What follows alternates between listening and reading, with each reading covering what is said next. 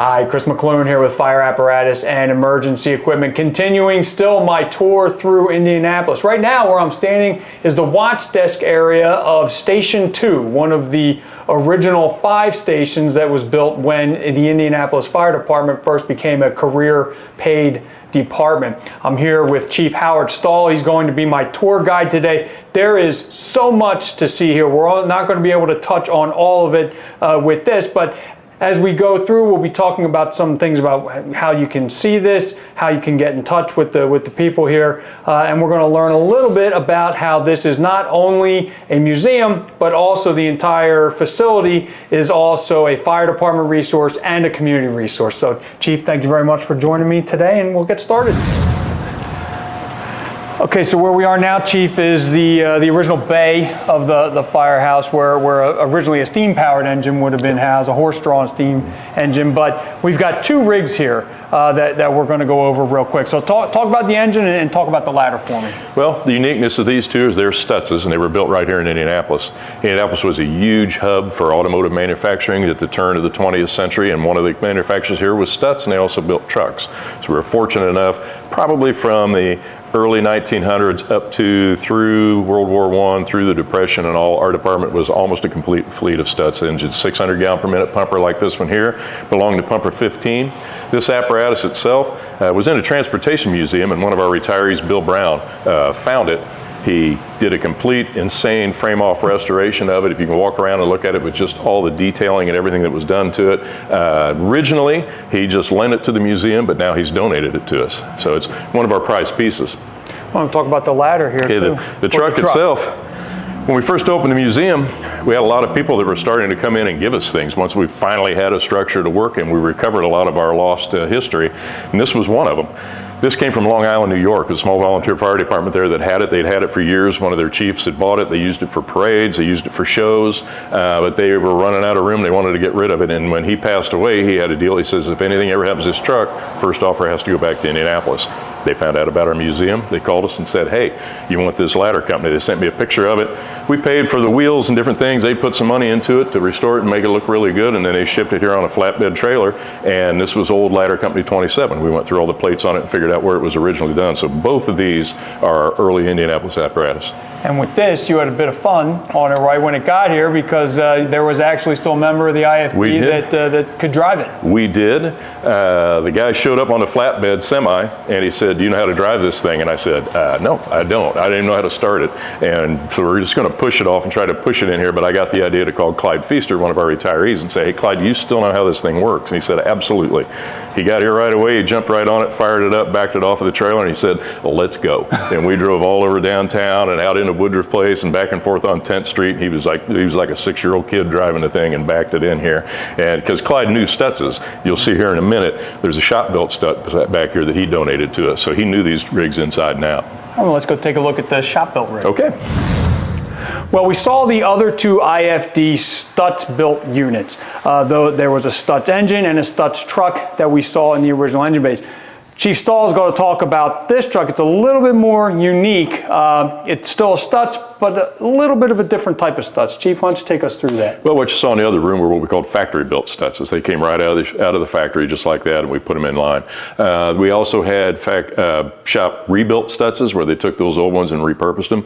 But this is an actual shop built. We would get the drivetrain and the frame from Stutz. They stopped making, through World War I and into the Depression, they stopped making fire apparatus. So our shops built everything out, everything up to, you see, like this was molded in our shops. If you look at the feet pedals, they say IFD on it. A lot of the plates around will say made in IFD shops. So it was completely redone when times were tough through the early war eras.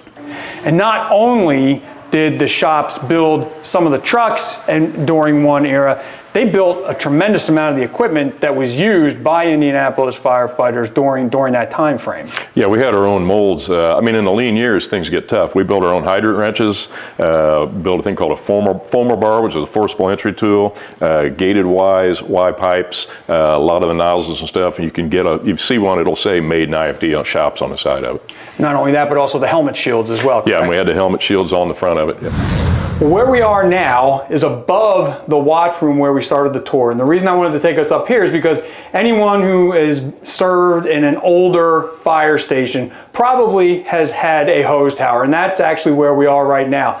Chief Stahl explained a little while ago to me that that they uncovered the original pulley system that was used when this was still Station 2 and a functioning station. So Chief, why don't you explain kind of what we're looking at here and just some history. Well, not just if you have an older fire, but if you're an older firefighter, you've probably had to hang the old cotton jacketed hose, and you can see where it would come down. Every Friday would be hose day in Indianapolis. Any of the hose that you used, because the cotton jacket would form the acid in it and eat it up, you'd have to take it out, stretch it, wash it, hang it up in the tower and let it hang dry like that, and you take other hose off and put it back on your engine. These kids don't know how good they have it these days, but this was the original hose tower. And then they'd also say things like the chief's coming and he's going to hang you from the hose tower. So a lot of history here. So we mentioned before that this is actually a facility. It's not only a museum. And part of the facility is that it is also a community resource. And one of those community resources is where we're standing right now. This is the Survive Alive Village. You can get an idea here. We've got a lot of different areas that students can come to learn about fire prevention and what to do if there is a fire. Now, there is a special group that you are typically looking at for that. So why don't you just take me through Survive Alive and the types of people you're bringing through. Yeah, we target second graders because educators tell us that that's really a prime age of where they start to function and learn things like this, and they're at a fairly high risk. So we will try to get all second graders in Marion County to come through. We can do all ages, it just have to be little kids, but we target that. To come through, we teach them stop, drop, and roll. We teach them not to play with matches. We bring them over here to the Survive Alive Village. We got a first floor bedroom, we got a second floor bedroom, what to do when the smoke detector's off, how to stay low and crawl, how to touch a door and see if it's warm. And then this is the neighbor's house. We teach them to go over to the neighbor's house, knock on the door and say, call 911, this is my emergency. We teach them how to call 911 and what's going to happen when they do and what it is that they need to say when we need help. There's also a demonstration area down the hall here. There's a classroom. Where you know, a firefighter will don all the PPE so that the kids kind of get acquainted with what they'll be seeing, and if God forbid their house caught on fire. Chief, what are we looking at here? This is the Fallen Firefighters Memorial for Marion County in Indianapolis. The way this came about was we had a fire February 5th, 1992. We lost two guys, Woody Galenius and Johnny Lorenzano, in a fire at the athletic club. We hadn't lost a firefighter structurally since 1969, so it kind of set us back a little bit. We got into it, we did the funerals and everything, and the next year somebody said we need to do some type of a memorial thing. And we said, well, what if we do a reading of all the fallen firefighters' names? And we marched from here all the way down to the World War Memorial. We called in all the survivors, all the family members that we could find, and we had a really nice presentation. We read everybody's name, rang a bell, put a carnation in a cup, and that was it. Rick Longrich, who was captain on the job at the time and who was the treasurer of the union, a lady went up to him and she said, my father was killed in the line of duty in the 1950s when I was small. She said, this is the first time anybody has recognized he and our loss and thanked us so much for it. And it really moved Rick, and he said, we need to do a Fallen Firefighters Memorial. So we plotted out a couple of different things, and we knew it was going to be on this site because this was where the museum was going to be. So, being firefighters, we're not real creative. So we called in an artist from Brown County. His name was Dale Enochs. And Dale came out. If you want to know where all the hippies went, they went to southern Indiana, Brown County, Monroe County, and he came up. He's an artist from down there. Asked us a lot of questions, and of course a lot of us were a little skeptical as well. What's this guy know about the job? What's he know about firefighting? So we gave him a lot of books, and he would ask us questions. What does this mean to you? What is this symbolism and everything? So he went back, and he came back with a scale model of this. So if you look at it, the columns that go around the side are all very smooth where the names are. That represents the pureness of the life of the firefighters, but if you look at the top of the column and it's all native Indiana limestone where it's broken and jagged, means the violent death that they met with in the line of duty. There are taller columns that descend down and around. All the names of the fallen are on the front of them. There's 120 names on there. And then it comes to the center post here where it rises up. And if you can see the flames and stuff that are engraved into the side of it, and then the top of it is the mythological bird, the phoenix, that's carrying the souls of all the firefighters to heaven. So each one of the columns is brought in with a limestone run to where it all runs into the center and it goes up.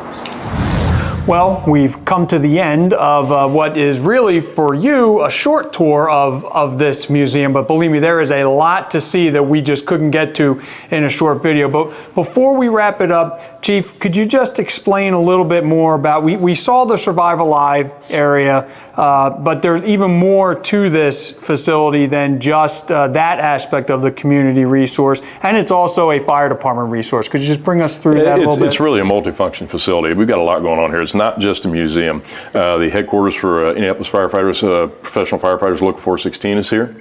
We also on the third floor have Pro Team Tactical Performance. It is athletic trainers and physical therapists. If our firefighters have any type of physical injuries, orthopedic injuries that they need to get rehab before, they can come right here and do that. We also have a huge meeting room, a couple different meeting rooms. This is Mass Ave meeting room. There's a large one over there involved in the community. A lot of different people come in. They have different parties, different fundraisers and things here. You know, the cornerstone of any city in the neighborhoods is the firehouse, and we want to make sure that that concept goes out from here. If you see any of our rigs, it says our family serving your family on the side of it, and that is definitely how we are, and we're family, and we want the people in the neighborhood to know we're part of the neighborhood. This area along Mass Avenue right here, with all of its renovations and all the restaurants and all the fun things, when we bought this, none of this was here. This was a blighted area, and we were thrilled to death to be some of the first people in here to help regenerate this neighborhood and make it what it is today.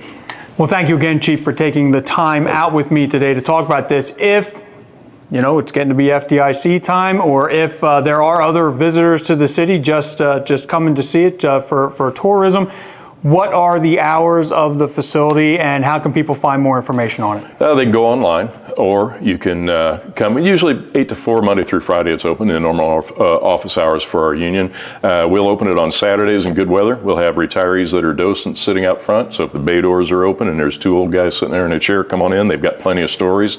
And then during FDIC on Friday night, we have our open house. Okay. So get on a bus, get on an Uber, get on your feet, get over here. We've got a huge party that's here, and you can come through it then. All right, great. Well, again, my thanks to you, Chief, for taking the time out. Again, this has been Chris Mc Loone with Fire Apparatus and Emergency Equipment at the Indianapolis Fire Museum. Have a good one and stay safe. Thanks again, Chief. All right. Appreciate you guys.